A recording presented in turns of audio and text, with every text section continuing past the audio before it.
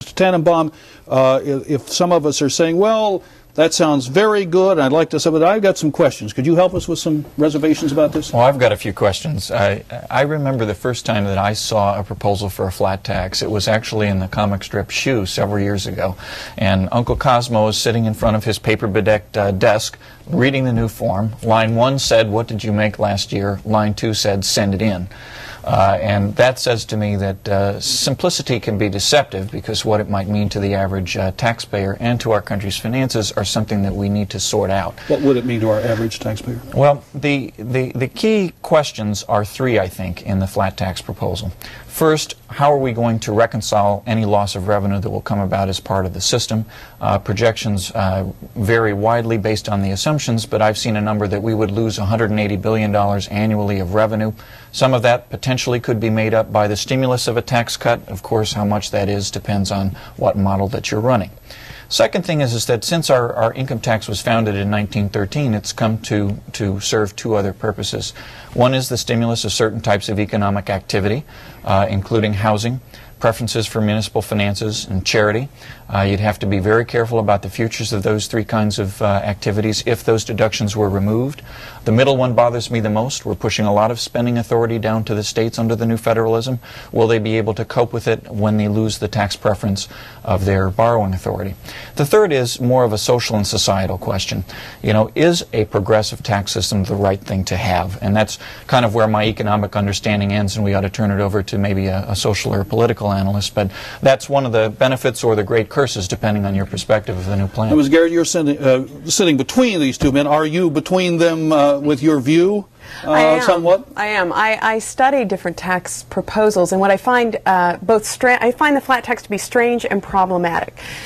Problematic because it's not flat, and yet it's called a flat tax because of the exemption for a family of four of incomes of about $36,000. There's actually a zero rate, so there's an element of progressivity in the flat tax at the lower incomes. Could we suggest that that's okay? Well, you're not fighting that, are you? No. But okay. I think it's interesting that we call it a flat tax, and yet there is an element of progressivity. The thing that I find strange is the focus that we have on the flatness of the tax. Being flat isn't a very big deal. Any tax can be flat. We could have a single rate and have the same tax that same income tax that we have now. What's interesting about the flat tax, as proposed by Mr. Forbes, Mr. Army, and the originators, Professors Hall and Rabushka, is that it changes the base of taxation. It changes it in two important ways that I think have been alluded to by both these gentlemen. The first is it changes it to a consumption base. That is, it removes some of the tax burden on savings and investment and places it more heavily on consumption, which is why you have to worry about people at the lower incomes who are forced to consume with all their income. I'm sorry, somebody might not understand what you mean by consumption. In other words, they're simply saying, no, we're talking about an income tax. How does it become a consumption tax? Right. It has the same economic effects as would a retail sales tax or value-added taxes they have in Europe. When you think about a consumption tax, what you're taxing is the value added, the value that's represented by the price of products. Well, how do products get to be valuable? Because we put in labor and because we put in capital. What a flat tax does is, instead of like a retail sales tax that taxes both of those components at one time, it taxes capital at the business level, and it taxes labor when it's received by the laborers, when it becomes earned income. Why do you want to split it off so you have some of the consumption tax at the business level and some at the individual? Well, it's because you have flexibility that way. You can have a zero rate. You could have, if you want, progressive rates. Nunn and Domenici, the senators who have also proposed a different kind of consumption tax, have a progressive consumption tax as they tax the income received by individuals. Do you favor progressive, some kind of progressive national sales tax or something like that? Well, I don't favor a national sales tax. I think there are huge compliance problems. The presidential candidate, Mr. Lugar, proposes a national sales tax. I think that almost any economist or tax policy analyst would tell you that it would be better for us to move to a consumption tax rather than the tax we have now. If I could just say one more thing, the other change in the base is the elimination of all tax expenditures by these proposals.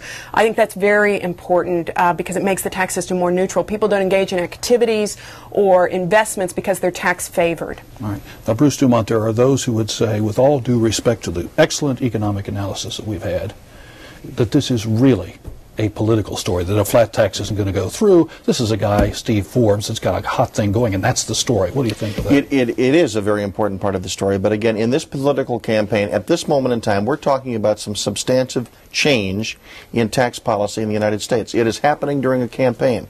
It looks as though it's going to be a defining issue in this campaign, not only in the primary, but perhaps in the general election. That's good. We're not talking about side issues that have dominated previous campaigns in the United States. What Steve Forbes has been able to do, he's been able to take one issue, buy an awful lot of TV time or shelf space to sell his story. He has not diverted himself with 3 or 4 or 5 or 6 other issues, as has Phil Gramm. Phil Gramm's been talking about a flat tax for a long time too, but now it's like it's Steve Forbes that it's made it a big issue. Because is that because he focused on those commercials? He focused on it, and he bought the space, and he talked about it over and over and over again. So it has become associated with him. He is leading the debate on the issue, and the other factor is this is a man of extensive wealth.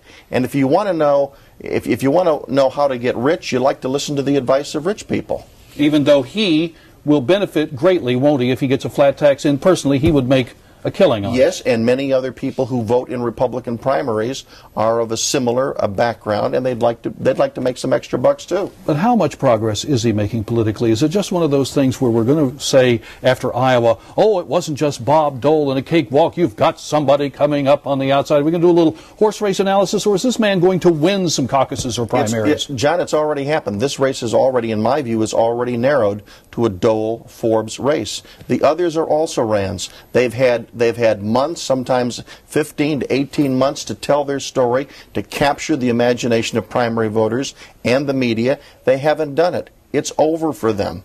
This is already, in my view, already down to a two-person race. They've started attacking him.